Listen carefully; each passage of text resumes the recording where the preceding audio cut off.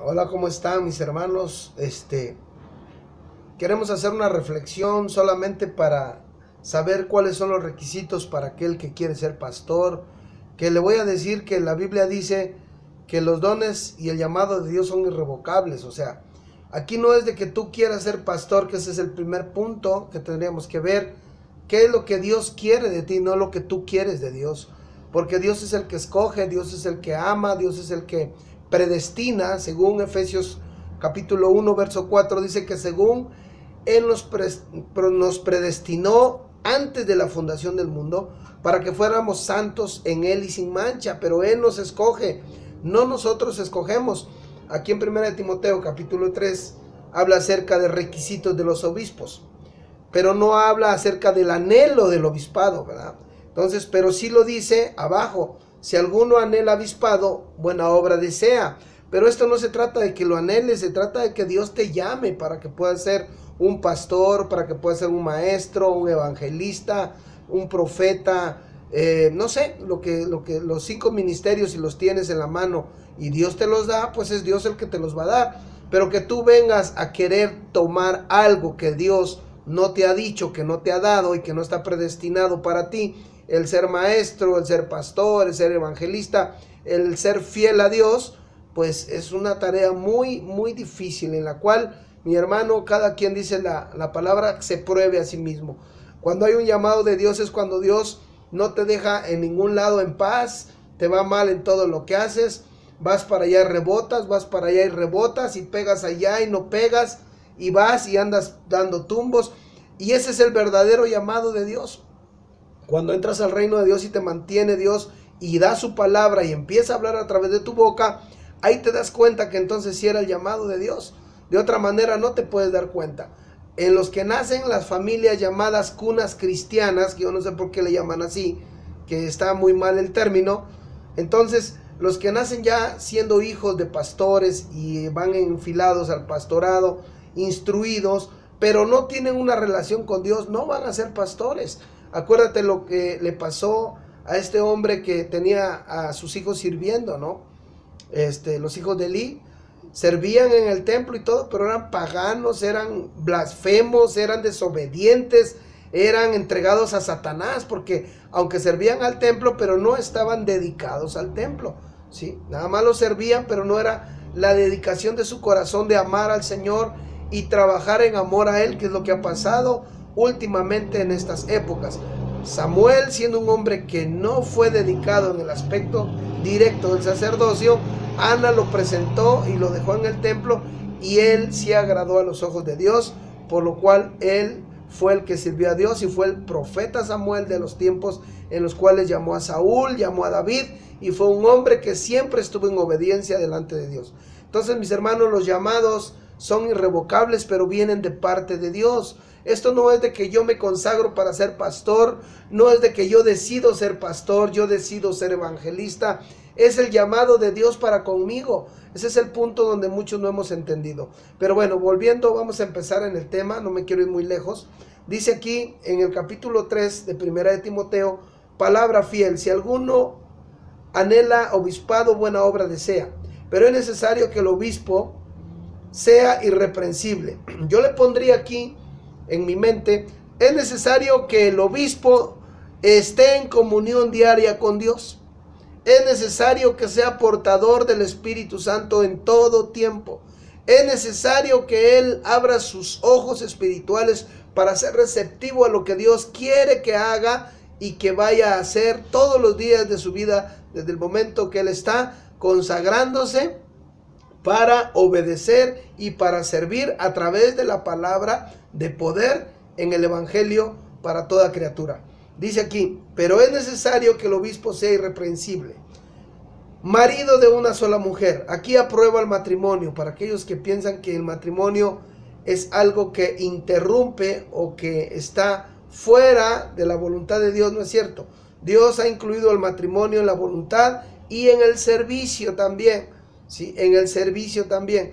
Dice aquí que el marido tiene que tener a una sola mujer y que sea sobrio, o sea, que siempre esté en juicio, que sea prudente, decoroso, hospedador y apto para enseñar. Apto para enseñar aquí se refiere a que lo que está diciendo ya tenga la certeza de que es correcto por lo que se vive y por lo que Dios establece, para que entonces estas personas estén fundamentadas en la palabra de poder y no sobre una roca inconmovible, no sobre una roca de arena, sino en una roca que esté sólida, que es el principio de la palabra del Señor. Dice aquí: no dado al vino, no pendenciero, no codicioso de ganancias deshonestas. La codicia es algo que le ha ganado mucho a los pastores, mis hermanos. Está a ojos de buen cubero, a ojos vistos, a ojos no vistos, a ojos ciegos, a ojos de conejo, a ojos de águila. Está bien visto que esto le ha ganado. Satanás ha ganado muchas batallas en este aspecto. Pero mis hermanos, yo a los buenos pastores, porque sí creo todavía que hay muchos pastores dedicados, entregados al Señor, yo los bendigo desde este lugar, desde Puebla, México. Yo los levanto como siervos del Señor, intercedo a Dios por ellos para que el Señor les siga dando la fuerza, porque para ser un buen obrero se necesita el poder de Dios sobre nosotros. Solamente por lo que sabemos y por lo que practicamos no llegaríamos. La presencia de Dios tiene que estar en nosotros todos los días para soportar personas que de veras llegan, son insensatas totalmente, personas necias, personas que están en su capricho, personas que quieren ser oídas, pero no quieren obedecer a Dios, quieren hacer su voluntad, trayendo la voluntad de Dios amarrada a su cinturón, y no se puede vivir así. La voluntad de Dios es una, y ellos quieren traer la voluntad de Dios a su bolsillo y hacer su voluntad y que Dios esté con ellos. Es difícil tratar con ese tipo de personas, pero es más fácil cuando el Espíritu de Dios nos ministra, porque nos da paciencia. Luego dice aquí: no codicioso de ganancias deshonestas, sino amable, apacible, no avaro, que gobierne bien su casa y que tenga a sus hijos en sujeción. Aquí me voy a parar un poco donde dice que gobierne bien su casa y que tenga a sus hijos en sujeción. Mis hermanos, todos somos humanos, todos cometemos errores. El pastor puede tener la familia ejemplar y perfecta, como también no la puede tener. Aquí quiero hacer un énfasis, tengo que pararme aquí. El hijo que está en nuestra cobertura está bajo nuestra tutela hasta los 18 años. Si después de los 18 años él toma sus propias decisiones que no vayan conforme a la voluntad de Dios, que Satanás lo haya traído, usted se descuidó y Satanás lo haya pepenado, dijeran, lo haya atraído a las cosas del mundo, a las cosas materiales, a las cosas pecaminosas, a las cosas fuera del orden, y si su hijo decide tomar eso, después de los 18 años es muy su decisión de él, ¿sí? Es muy personalizada y respetada su decisión. Si él no quiere servir a Dios, si él no quiere seguir a Dios, si él no quiere obedecer a Dios, es muy su decisión, hay que respetarla. Aquí lo único que a nosotros nos queda como padres es doblar rodillas, orar por él y pedirle a Dios que sea Dios el que transforme su corazón, que lo cambie, que lo atraiga. Pero hay una cosa muy importante: si el joven quiere ser desordenado, vicioso, malviviente, borracho, solamente va a tener que hacerlo fuera de su casa. Si él vive en otro lugar y decide perderse, es su decisión respetable. Pero sí, mi hermano pastor, apostolobo, no sé quién lo esté escuchando, tiene que estar fuera de su casa, porque no puede manchar ni empañar su casa de nada. De nada, mi hermana, mi hermano. Si el hijo quiere ser borracho, pero afuera de la casa, no puede ser borracho adentro de tu casa. Tú predicas y él llega a las 4 de la mañana bien borracho a tu casa, o a las 5 perdido, y tú predicando la salvación a otros. ¿Cómo se va a ver eso? ¿Cómo se va a ver la restauración si tú en tu familia no puedes hacer nada para restaurarlos adentro de tu casa? ¿Cómo puedes restaurarlos de afuera? No puede ser candil de la calle, oscuridad de tu casa. No se puede. No coincide, o sea, no checa. No sé cómo te lo puedo explicar. Pero si tu hijo está fuera de tu casa y él se pierde, es muy su problema, muy su responsabilidad.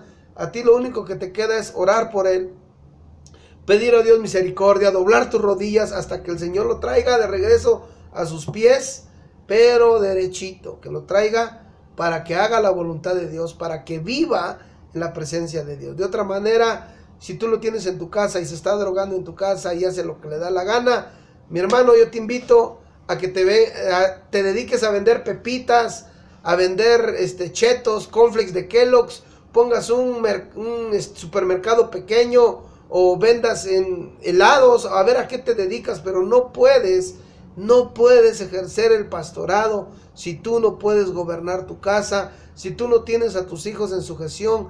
Tú no debes de usurpar un lugar, porque entonces tú te vuelves usurpador del lugar cada vez que tú contemples que tu hija llega a las 4 de la mañana de antro, llega a las 3 de la mañana, llega borracha, llega drogada, llega y tú al otro día te vas a predicar y andas predicándole al mundo la salvación del alma cuando en tu casa están perdidos. Si tu hijo es homosexual, si tu hijo está teniendo actitudes que no son conforme a la voluntad de Dios, después de los 18 años él tiene que salir de casa, porque si él antes de esa edad está practicando eso, lo tienes que someter a que no lo debe hacer, porque él no es libre hasta los 18 años. Así es que si él tiene 14 años y anda haciendo sus cosas raras, ahí está el chicote, y si no, aquí yo tengo uno, háblame por teléfono, tengo un buen chicote ahí para que les des sus 2 riatazos, para que el muchacho se alinee o la muchacha se alinee. Y si ella después de los 18 años o él después de los 18 años quiere seguir haciendo eso, adelante, está en su decisión, muy respetable, porque entonces él le va a entregar cuentas a Dios. Dios ya no te va a pedir cuentas porque tú estás trabajando desde su niñez con él, aunque te voy a decir que es raro que alguien que lo traigas trabajando en el Señor tome esa mala decisión, pero tampoco es imposible, mis hermanos. Voy a cerrar con esto y dice que gobierne bien su casa y tenga a sus hijos en sujeción con toda honestidad, pues el que no sabe gobernar su propia casa no puede ni cuidará de la iglesia de Dios.